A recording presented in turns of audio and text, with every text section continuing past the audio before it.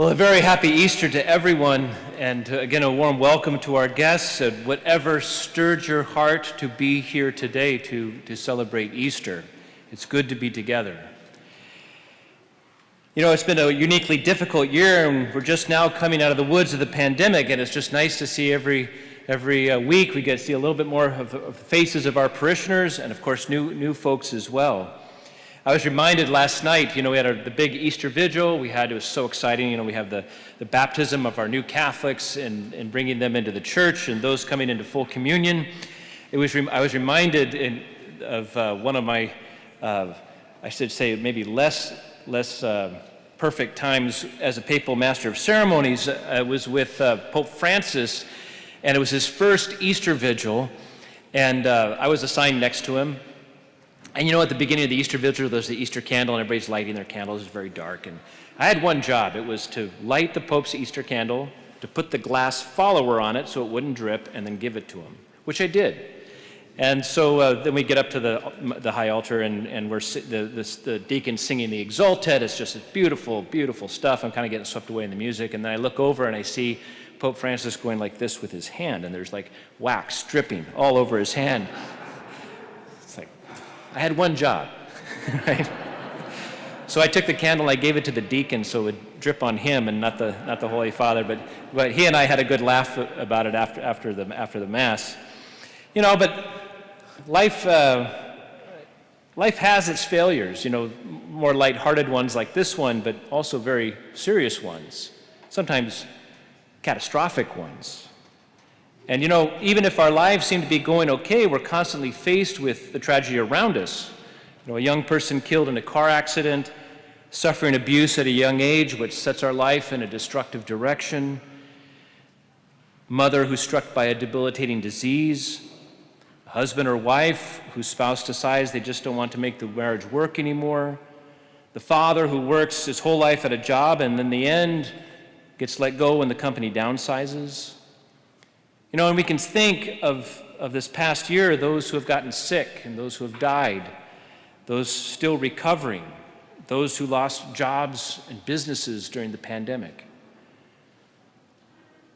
And then there are the catastrophes of the human heart, our failed attempts to love a spouse or an aging parent, our inability to overcome an addiction or a certain sin despite our greatest efforts, the persistent suspicion that in many ways, our lives are meaningless. And if our inner life seems in order, on the horizon always lurks the inescapable catastrophe of death that seems to gloat over anything meaningful we try to do in this brief life. Because of sin, the human condition is a catastrophe. We can really sometimes wonder if good does truly triumph over evil. And whatever you're dealing with in your life, I have some really good news for you today. Jesus Christ is risen from the dead. J.R.R. Tolkien was a fervent and a lifelong Catholic, and he's probably best known for his epic Lord of the Rings trilogy, but that's not all he did. He was actually a professor of Nordic languages at the University of Oxford and a very highly respected literary scholar. And a good section of his scholarly work focused on fairy tales.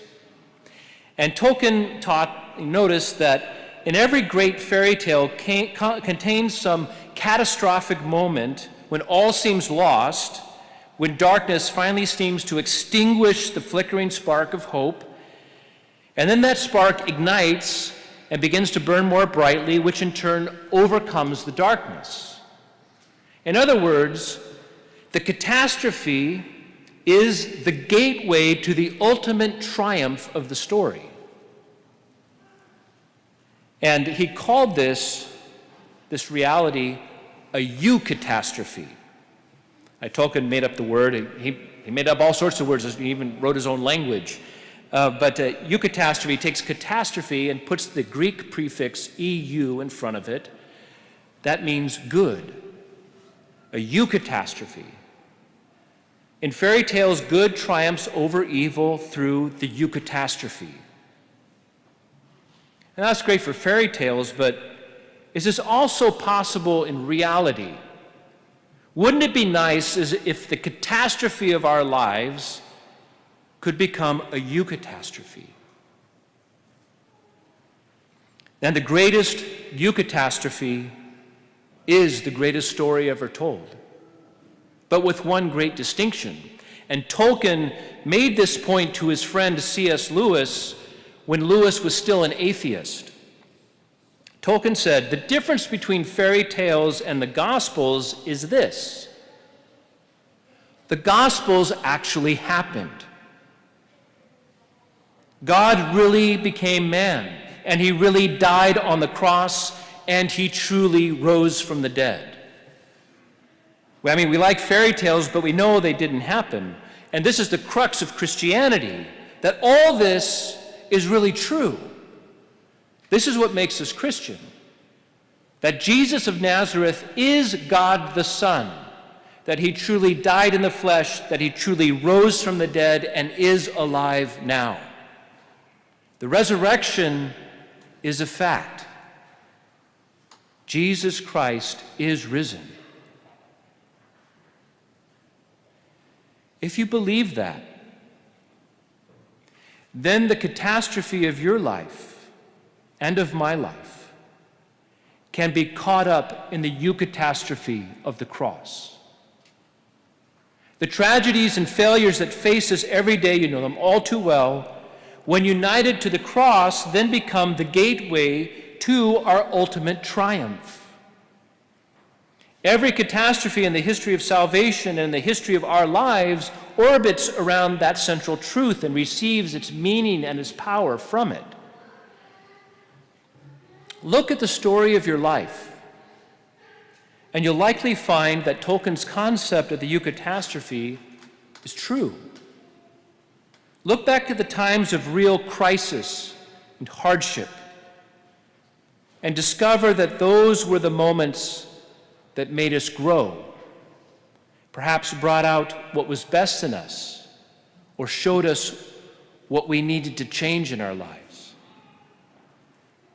Those things that strengthened us, shaped us, helped us to grow up, to figure life out. And without them, we wouldn't be the people that we are. We wouldn't have the compassion, the fortitude, the appreciation without having endured those catastrophes. And then if we turn to the truest story, the history of salvation, we find this truth again and again. The disaster of the flood will lead to the restoration of humanity in Noah and his family. The brothers' treachery when they sell Joseph into slavery will lead them to salvation, lead to salvation for many during a time of great famine and reunite the family with Joseph.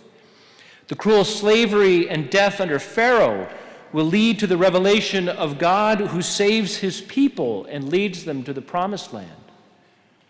Jonah, who went into the belly of a whale before he could be spit up as a prophet.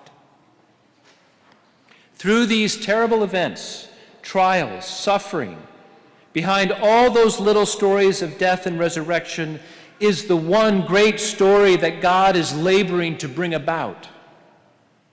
It begins with the catastrophe of the fall of Adam and Eve, which leads to the revelation of the God who comes to save us by being born into our world in the incarnation. And then the passion of Jesus is the great eucatastrophe of the incarnation. Only through Jesus' suffering and death is victory over death won for us and salvation offered to the whole world. And so I'd like to point that out to you, because I think God really wants us to notice this.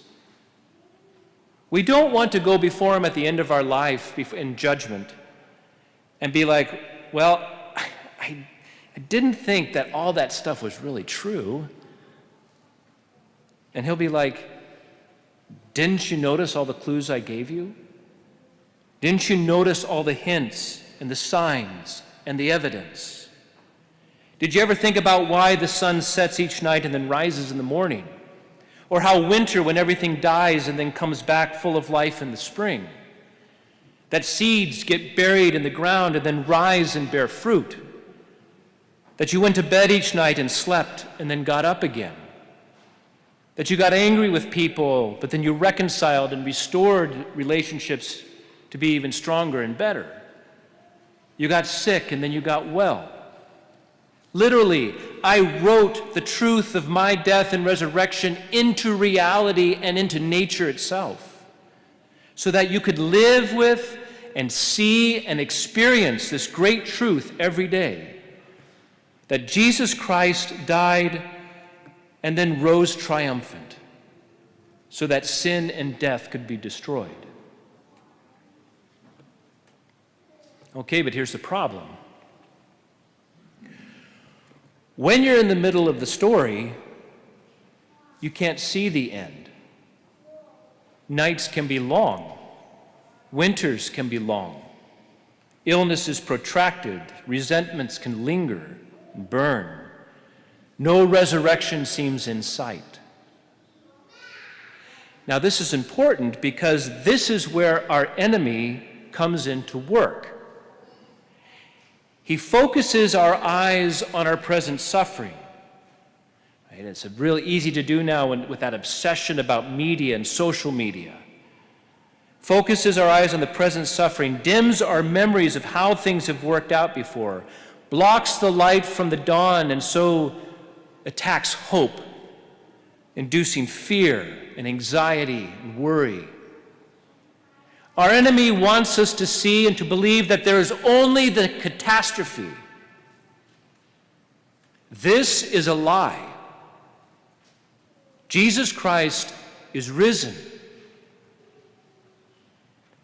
And so when the enemy tries to trick us, we have to hit back.